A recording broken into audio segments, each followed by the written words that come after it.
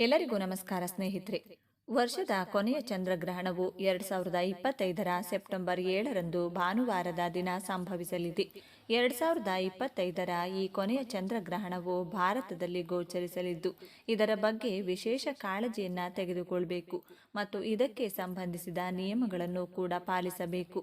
2025ರ ಚಂದ್ರಗ್ರಹಣದ ದಿನದಂದು ನಾವು ಯಾವೆಲ್ಲ ನಿಯಮಗಳನ್ನು ಕಡ್ಡಾಯವಾಗಿ ಪಾಲಿಸಬೇಕು? ಚಂದ್ರಗ್ರಹಣಕ್ಕೆ ಸಂಬಂಧಿಸಿದ ಈ ವಿಚಾರಗಳು ನಿಮ್ಮ ಗಮನದಲ್ಲಿರಲಿ. ನಮ್ಮ ಸಂಪ್ರದಾಯದಲ್ಲಿ ಗ್ರಹಣಗಳನ್ನು ತುಂಬಾನೇ ಮುಖ್ಯವೆಂದು ಪರಿಗಣಿಸುತ್ತೇವೆ. ಅದು ಸೂರ್ಯಗ್ರಹಣವಾದರೂ ಸರಿ, ಚಂದ್ರಗ್ರಹಣವಾದರೂ ಸರಿ, ಗ್ರಹಗಳಿಗೆ ಹೆಚ್ಚಿನ ಮಹತ್ವವಿದೆ. ಹಿಂದೂ ಕ್ಯಾಲೆಂಡರ್ ಪ್ರಕಾರ ವರ್ಷದ 2ನೇ ಚಂದ್ರಗ್ರಹಣವು ಸೆಪ್ಟೆಂಬರ್ 7ರ ಭಾನುವಾರದ ದಿನದಂದು ನಡೆಯಲಿದೆ ಹಾಗೂ ಭಾರತದಲ್ಲಿ ಗೋಚರಿಸುವ ಗ್ರಹಣವಾಗಿರುತ್ತದೆ. ಈ ಚಂದ್ರಗ್ರಹಣವನ್ನು ಪೂರ್ಣ ಚಂದ್ರಗ್ರಹಣವೆಂದು, ಖಗ್ರಾಸ ಚಂದ್ರಗ್ರಹಣವೆಂದು ಕರೆಯಲಾಗುತ್ತದೆ. ಇದೇ ತಿಂಗಳ 7ನೇ ತಾರೀಕಿನಂದು ಭಾದ್ರಪದ ಹುಣ್ಣಿಮೆ ಬಂದಿದೆ. ಅಂದರೆ ಈ ಹುಣ್ಣಿಮೆಯ ದಿನದಂದು ರಾಹುಗ್ರಸ್ತ ಸಂಪೂರ್ಣ ಚಂದ್ರಗ್ರಹಣ ಕೂಡ ಬಂದಿದೆ. ಇದು ಅತಿ ಶಕ್ತಿಯುತವಾದ ಚಂದ್ರಗ್ರಹಣ. ಹಾಗಾಗಿ ಚಂದ್ರಗ್ರಹಣ ಬರುವುದಕ್ಕಿಂತ ಮುಂಚೆ ಅಥವಾ ಗ್ರಹಣದ ದಿನ, ಗ್ರಹಣ ಮುಗಿಯುವುದರೊಳಗೆ ಪ್ರತಿ ಗಂಡು ಮಗು ಇರುವ ತಾಯಿ ಕೂಡ ನಿಮ್ಮ ಮಕ್ಕಳಿಗೆ ಈ ಚಿಕ್ಕ ಪರಿಹಾರ ಮಾಡಬೇಕು. ಇಲ್ಲದಿದ್ದರೆ ಮಕ್ಕಳಿಗೆ ಕೆಲವು ದೋಷಗಳು ಹಾಗೂ ಕೇಡು ಬರುವುದಾಗಿ ಪಂಡಿತರು ಹೇಳ್ತಿದ್ದಾರೆ. ಇದು ನಂಬಬಹುದಾ ಇಲ್ಲವಾ, ಇದು ಬೂಟಾಟಿಕೆನಾ ಅಂತ ಯೋಚಿಸ್ತಾ ಕುಳಿತುಕೊಳ್ಳೋದಕ್ಕಿಂತ ಖರ್ಚಿಲ್ಲದೆ ಮನೆಯಲ್ಲೇ ಮಾಡುವ ಈ ಪರಿಹಾರ ನಮ್ಮ ಮಕ್ಕಳನ್ನ ಕಾಪಾಡುತ್ತದೆ. ಅಂದ್ರೆ ತಾಯಂದಿರು ಏತಕ್ಕಾಗಿ ಯೋಚಿಸಬೇಕಲ್ವಾ? ಈ ಪರಿಹಾರಕ್ಕಾಗಿ ಹೆಚ್ಚಿನ ಹಣ ಖರ್ಚು ಮಾಡಬೇಕಾಗಿಲ್ಲ, ಮನೆಯಲ್ಲಿ ಸುಲಭವಾಗಿ ಮಾಡಿಕೊಳ್ಳಬಹುದು. ಹಾಗಾಗಿ ಪರಿಹಾರ ಯಾವ ರೀತಿ ಮಾಡಬೇಕು ಅನ್ನೋದು ಈ ವಿಡಿಯೋದಲ್ಲಿ ತಿಳಿಸಿಕೊಡ್ತೀನಿ. ಇಷ್ಟ ಇದ್ದವರು ಮಾಡಿ, ಇಲ್ಲದಿದ್ದರೆ ಬಿಟ್ಬಿಡಿ. ಕೆಟ್ಟ ಕಮೆಂಟ್ಸ್ ಮಾತ್ರ ಹಾಕಬೇಡಿ. ಪರಿಹಾರ ತಿಳಿಯೋಕ್ಕೂ ಮುಂಚೆ ನೀವು ಇನ್ನೂ ನಮ್ಮ ಚಾನಲ್ಗೆ ಸಬ್ಸ್ಕ್ರೈಬ್ ಮಾಡ್ಕೊಂಡಿಲ್ಲ ಅಂದರೆ ಖಂಡಿತ ಈಗಲೇ ಸಬ್ಸ್ಕ್ರೈಬ್ ಮಾಡ್ಕೊಳ್ಳಿ. ಹಾಗೆ ಈ ವಿಡಿಯೋ ಇಷ್ಟ ಆದರೆ ಮರೆಯದೆ ಒಂದು ಲೈಕ್ ಕೊಡಿ. ಎಲ್ಲರೂ ಭಕ್ತಿಯಿಂದ ಜೈ ಚಂದ್ರದೇವ ಅಂತ ಕಮೆಂಟ್ ಮಾಡಿ. ಸ್ನೇಹಿತರೆ, ಇದು ತುಂಬಾ ಶಕ್ತಿಯುತವಾದ ಚಂದ್ರಗ್ರಹಣ.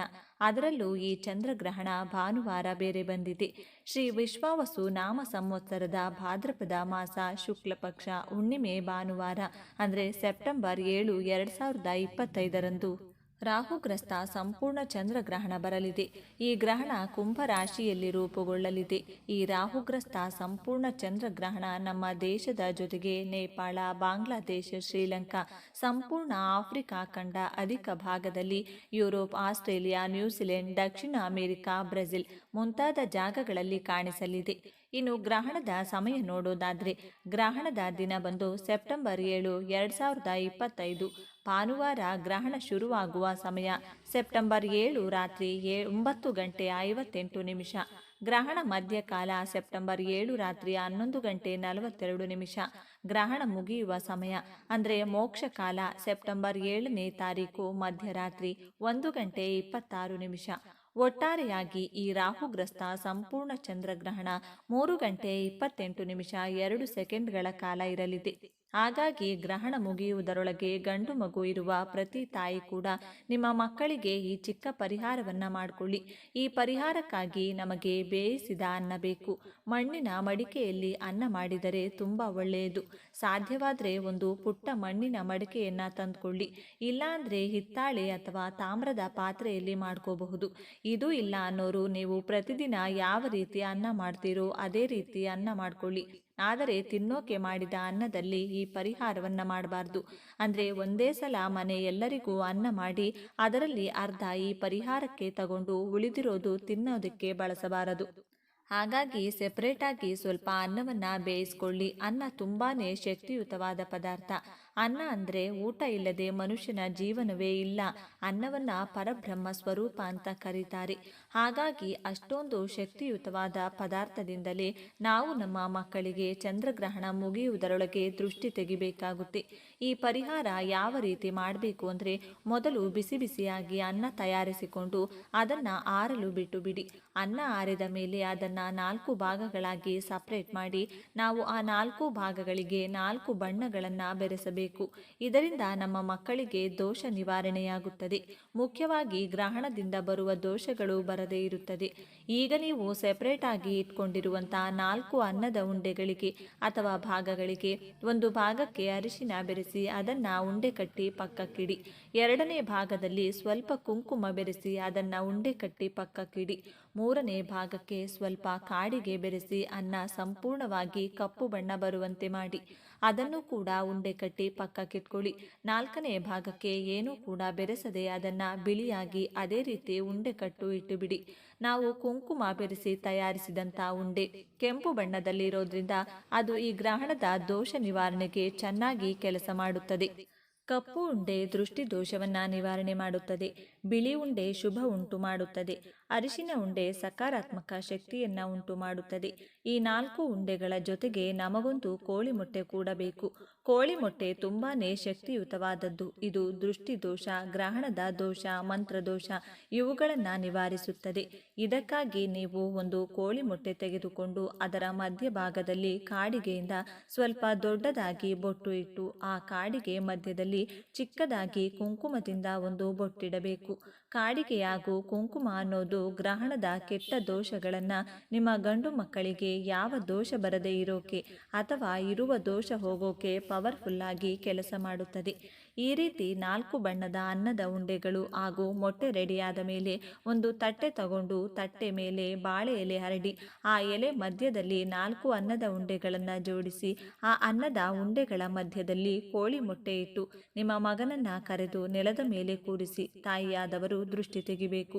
ಬಲಗಡೆಯಿಂದ ಎಡಗಡೆಗೂ 11 ಸಲ ತಟ್ಟೆಯನ್ನ ಸುತ್ತಿ ಮತ್ತೆ ಎಡಗಡೆಯಿಂದ ಬಲಗಡೆಗೂ 11 ಸಲ ತಟ್ಟೆ ಸುತ್ತಿದ ಮೇಲೆ ಆ ಎಲೆಯನ್ನ ಗಂಟು ಹಾಕಿ ಅದನ್ನ ಒಂದು ದಾರದಲ್ಲಿ ಕಟ್ಟಿ ಯಾರು ತುಳಿದೇ ಇರುವಂತಹ ಪ್ರದೇಶದಲ್ಲಿ ಅದನ್ನ ಇಡಬೇಕು ಅಥವಾ ಹರಿಯೋ ನೀರಲ್ಲಿ ಕೂಡ ಹಾಕಬಹುದು. ಆ ಅನ್ನ ಸ್ವಲ್ಪ ಕೂಡ ಆಚೆ ಚೆಲ್ಲದೆ ಇರೋ ತರ ನೋಡ್ಕೊಳ್ಳಿ. ಅದನ್ನ ನೀವು ಹೊರಗಡೆ ಇಡೋವರೆಗೂ ಕೂಡ ಮೊಟ್ಟೆ ಒಡೆದು ಹೋಗದಂತೆ ಹುಷಾರಾಗಿ ನೋಡ್ಕೊಳ್ಳಿ. ಮೊಟ್ಟೆ ಒಡೆದು ಹೋದ್ರೆ ಫಲ ಇರಲ್ಲ, ಅಂದ್ರೆ ನೀವು ತೆಗೆದ ದೃಷ್ಟಿಗೆ ಯಾವ ಪ್ರಯೋಜನ ಕೂಡ ಇರಲ್ಲ. ಒಂದು ವೇಳೆ ಅಕಸ್ಮಾತ್ ಆಗಿ ಮೊಟ್ಟೆ ಒಡೆದು ಹೋದ್ರೆ ಟೆನ್ಷನ್ ಮಾಡಿಕೊಳ್ಳದೆ ಮತ್ತೆ ಹೊಸದಾಗಿ ಅನ್ನ ತಯಾರಿಸಿ ಇನ್ನೊಂದು ಸಲ ನಾನು ಹೇಳಿದಂತೆ ಅನ್ನದ ಉಂಡೆಗಳನ್ನ ಕಟ್ಟಿ ದೃಷ್ಟಿ ತೆಗೆಯಿರಿ. ನೀವು ಆ ಎಲೆಯನ್ನ ಹೊರಗಡೆ ಇಟ್ಟ ಮೇಲೆ ಮತ್ತೆ ಆ ಕಡೆ ಹಿಂದೆ ತಿರುಗಿ ನೋಡದೆ ನಿಮ್ಮ ಮನೆಗೆ ಬರಬೇಕು. ಮನೆಯೊಳಗೆ ಹೋಗೋ ಮುಂಚೆ ಹೊರಗಡೆನೆ ನಿಂತ್ಕೊಂಡು ಕೈಕಾಲು ತೊಳ್ಕೊಂಡು ಮನೆಗೆ ಹೋಗಬೇಕು. ಈ ರೀತಿ ಮಾಡೋದ್ರಿಂದ ಗ್ರಹಣದ ಕೆಟ್ಟ ಪ್ರಭಾವ ಆಗಿರಬಹುದು, ದೃಷ್ಟಿ ಆಗಿರಬಹುದು, ದೋಷ ಆಗಿರಬಹುದು ಯಾವುದೂ ಕೂಡ ನಿಮ್ಮ ಮಗನಿಗೆ ಬರುವುದಿಲ್ಲ. 1 ವರ್ಷ ಆರೋಗ್ಯವಾಗಿ ಸಂತೋಷವಾಗಿ ನಿಮ್ಮ ಮಗ ಬೆಳೀತಾನೆ. ಇದು ತುಂಬಾನೇ ಶಕ್ತಿಯುತವಾದ ಪರಿಹಾರ. ಹಾಗಾಗಿ ನೀವು ಇದನ್ನೇ ಮಾಡೋಕೆ ಟ್ರೈ ಮಾಡಿ. ಒಂದು ವೇಳೆ ಬಿಡುವಿಲ್ಲದ ತಾಯಿ ಆಗಿರಬಹುದು ಅಥವಾ ಮಾತು ಕೇಳದ ಮಕ್ಕಳಿರುವಂತಹ ತಾಯಂದಿರು ಅಷ್ಟೊಂದು ಟೈಮ್ ಸ್ಪೆಂಡ್ ಮಾಡೋಕೆ ಆಗಲ್ಲ ಅಂದ್ರೆ ನಿಮಗೋಸ್ಕರ ಇನ್ನೊಂದು ಚಿಕ್ಕ ಸಿಂಪಲ್ ಪರಿಹಾರ ಕೂಡ ತಿಳಿಸಿಕೊಡ್ತೀನಿ. ಇದು ಕೂಡ ಪವರ್ಫುಲ್ ಪರಿಹಾರನೇ. ಇದಕ್ಕಾಗಿ ನೀವು ಒಂದು ಹಿತ್ತಾಳೆ ಚೊಂಬನ್ನ ತಗೊಂಡು ಅದರಲ್ಲಿ ನೀರು ತುಂಬಿಸಿಕೊಂಡು ಆ ನೀರಿನೊಳಗೆ 1 ಚಮಚ ಕಲ್ಲುಪ್ಪು, 1 ಚಮಚ ಎಳ್ಳು ಕಪ್ಪೆಳ್ಳನ್ನ, ಚಿಟಿಕೆ ಕುಂಕುಮ ಹಾಗೂ 4 ಒಣಸಿನ ಮೆಣಸಿನಕಾಯಿ ಹಾಕಿ ಒಂದು ಸಲ ಚೆನ್ನಾಗಿ ಬೆರೆಸಿಕೊಳ್ಳಿ.